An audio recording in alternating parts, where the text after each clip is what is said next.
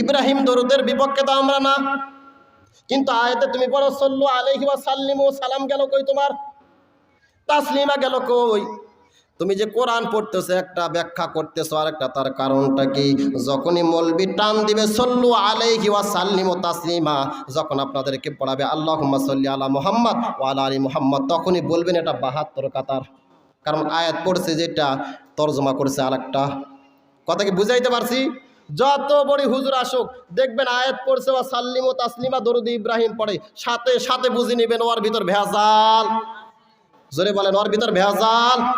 30 পারা কোরআন যদি কেউ গোটাটা মানে, লাস্টে যদি মিনাল জিন্নাতি ওয়ান নাস, নাস মানে মানুষ, এই নাস আয়াতটা যদি না মানে, মুসলমান না কাফের? তো যে একসাথে দুইটা অস্বীকার করলো, সাল্লিম ও নবীর উপরে সালামও অস্বীকার করছে, তাসলিমা এটাও অস্বীকার করছে, ও কি ইমানদার থাকে না কাফের?